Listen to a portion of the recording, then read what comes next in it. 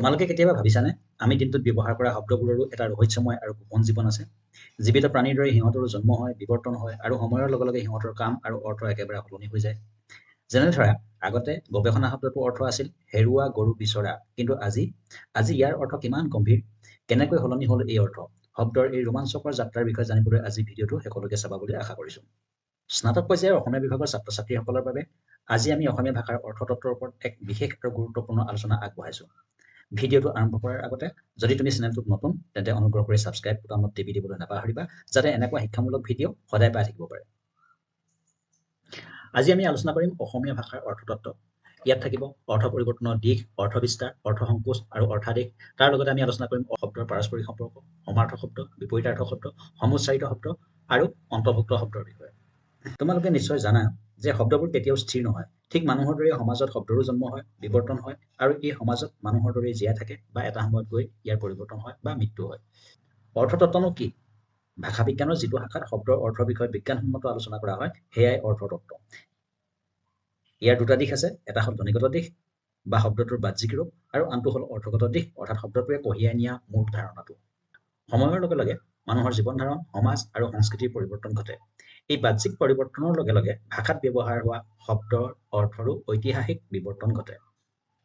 অৰ্থ পৰিৱৰ্তনৰ ঘাইকৈ তিনিটা দিশ আছে অৰ্থ বিস্তাৰ অৰ্থ সংকোচ আৰু অৰ্থাদিশ অৰ্থ বিস্তাৰ কি সীমিত অৰ্থৰ পৰা ব্যাপক অৰ্থলৈ হোৱা পৰিৱৰ্তনেই হৈছে অৰ্থ বিস্তাৰ যেনে তেল শব্দটোৱে আগতে কেৱল তিলৰ পৰা ওলোৱা তেলকে বুজাইছিল কিন্তু এতিয়া সৰিয়হৰ পৰা ওলোৱা নাৰিকলৰ পৰা ওলোৱা আদি সকলো তেলকে বুজায় একেদৰে চিয়াঁহী মানে আগতে কেৱল কলা ৰং আছিল এতিয়া ৰঙা নীলা সকলো ৰঙৰ চিয়াঁহীক বুজায় অৰ্থ সংকোচ হৈছে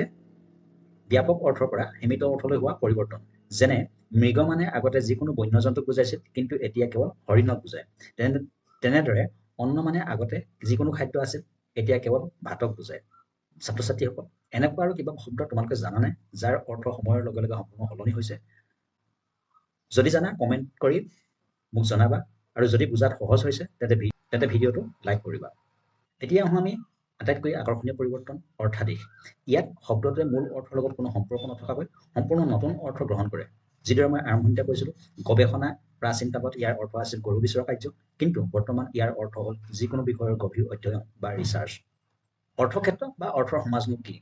এটা ভাষাত কোনো শব্দই অকলশৰে নাথাকে প্ৰতিটো শব্দ আন শব্দৰ সৈতে এক অদৃশ্য জালেৰে সংযুক্ত হৈ থাকে এতিয়া আমি সমাৰ্থক শব্দৰ বিষয়ে আলোচনা কৰিম দেখাত একে অৰ্থ বুজালেও প্ৰয়োগৰ ক্ষেত্ৰত এই শব্দবোৰ সুকীয়া সুকীয়া যেনে এজনী ছোৱালী ধুনীয়া কিন্তু এটা সুন্দৰ গীত পৰিৱেশন কৰে অৰ্থাৎ ধুনীয়া আৰু সুন্দৰ শব্দ দুটাৰ অৰ্থ একে হ'লেও ইয়াৰ প্ৰয়োগ ক্ষেত্ৰ বেলেগ বেলেগ বিপৰীতাৰ্থক শব্দ পৰস্পৰ বিৰোধী অৰ্থ প্ৰকাশ কৰা শব্দ মানৱ মনস্তত্ত্বই সদায় বিপৰীত ধাৰণাৰ জৰিয়তে এটা শব্দৰ প্ৰকৃত অৰ্থ বেছি স্পষ্ট কৰে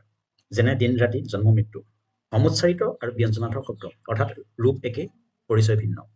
উচ্চাৰণ একে হ'লেও প্ৰসংগ অনুসৰি অৰ্থ সম্পূৰ্ণ বেলেগ হৈ পৰে আমি মুখ শব্দটো নৈৰ মুখ মানুহৰ মুখ পদূলি মুখ আদি বুলি ক'লে সকলোতে একে অৰ্থ প্ৰকাশ নকৰে সেই একেধৰণে পাত শব্দটোৱে গছৰ পাত কিতাপৰ পাত আদি বেলেগ বেলেগ অৰ্থ বহন কৰে এতিয়া আহোঁ অন্তৰ্ভুক্ত শব্দ বা শব্দৰ পৰিয়াল ইয়াত এটা বহল অৰ্থৰ শব্দৰ ভিতৰত সৰু সৰু শব্দৰ গোট সোমাই থাকে যেনে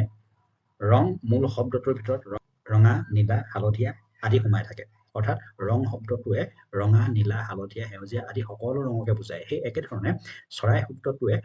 কাউৰী শগুন কপৌ এই সকলো জাতীয় চৰাইকে বুজায় অৰ্থাৎ এটা শব্দৰ ভিতৰত বহুতো শব্দ অন্তৰ্ভুক্ত হৈ থাকে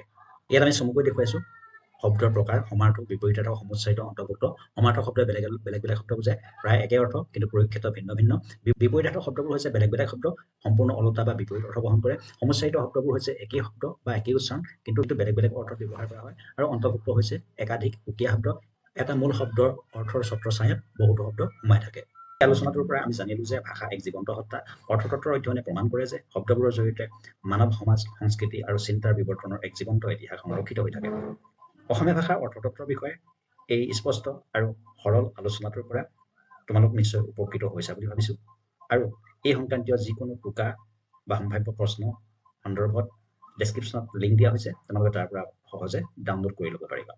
ভিডিঅ'টো যদি তোমালোকৰ উপকাৰী বা তোমালোকৰ কামত আহিছে বুলি ভাবিছা তেন্তে সহপাঠী বন্ধু বান্ধৱীৰ সৈতে ভিডিঅ'টো শ্বেয়াৰ কৰিবা আৰু চেনেলটো ছাবস্ক্ৰাইব কৰিবা কমেণ্ট দি তোমালোকৰ মতামত জনাবা পৰৱৰ্তী ক্লাছত আকৌ লগ পোৱাৰ প্ৰতিশ্ৰুতিৰে আজি বিদায় লৈছোঁ ধন্যবাদ